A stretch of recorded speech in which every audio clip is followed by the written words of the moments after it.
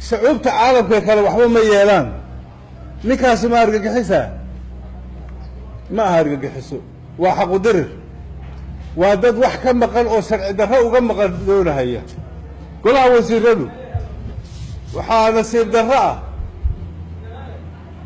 إنه سن محام كولا هذا هالماضي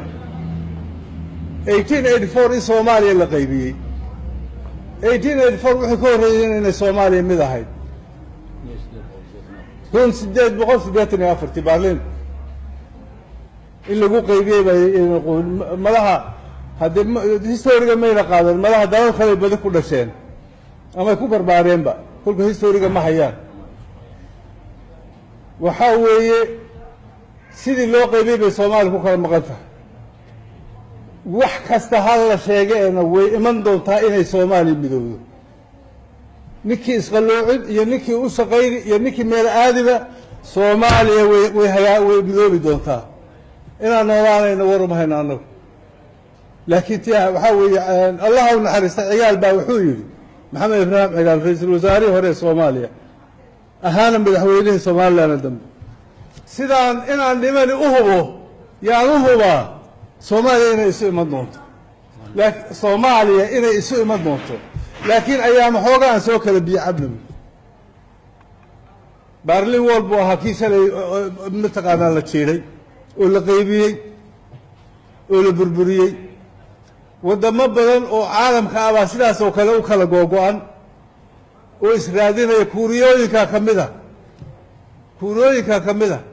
hubka nuclearka samaysanaysa kuuriya ciyaar ma samaysanin shacabkeedii bay ku doonaysaa inay ku midayso shacabkeedii bay ku doonaysaa inay ku soo celiso maxaan ku dhahay midnimadiisii nafteeday ku difaacaysaa baarlamaanka haddaan nahay arrinta Soomaaliya sida wiilasha yaryar ugu ciyaarahayaan ma aha way ka guda weyn tahay wiil meelaha ka yimid inuu Soomaaliya xambaarto waxeedii oo dhan dusha saarto qaato way ka guda weyn tahay oo intaas oo kun oo Soomaali baa u soo dhimatay halganka Soomaaliya waxaanu rajaynaynay in farsa wax lagu saxo waxaanu rajaynaynaa gobolka in wanaag uu ka yimaado waxaanu rajaynaynaa in gobolka isaga oo raali qof walba uu yahay uu danihiisa qabsado oo gobolka la isu keenayo rajaynayo geeska Afrika ka hadlaya gobolka geeska Afrika ka hadlaya shacabka Itoobiya colibaha alawna ma waa shacab Afrikaan oo geeska Afrika ku nool oo walaalahay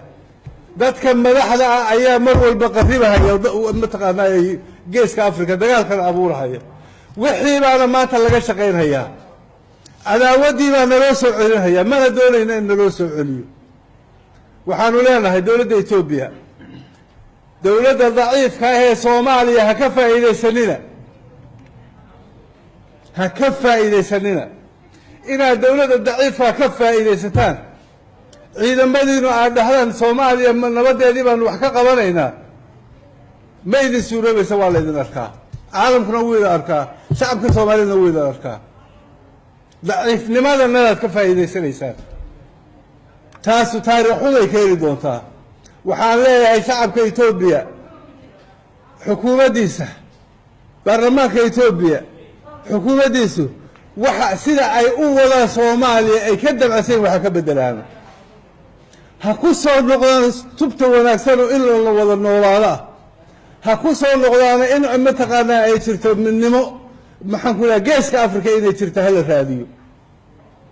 yaan la isu dhuundhuuman siyaasad daciifa oo tuuga ah shilima la isu geedayo ma shaqayn karayso waan dhiman karaynaa anagu inteena nool waa dhiman kartaa laakiin Soomaaliya way noolaan Itoobiyana way noolaan xad baanu leenahay ilaahay baa isu kaana keenay ilaahay iskaana baday inaanu mataqaanaa been isku wada noolaano waxa ka wanaagsan inaan ku wada noolaano afbalaana waxa ku leenahay baarlamaan haddaanu aan aad ugu dhawaaqaynaa ninkii aad leedin soo celiyay ee dadka daciifku idin soo celiya leedin dhibay wanaageenina aynu wadno xukuumadda waa xisaabtamayna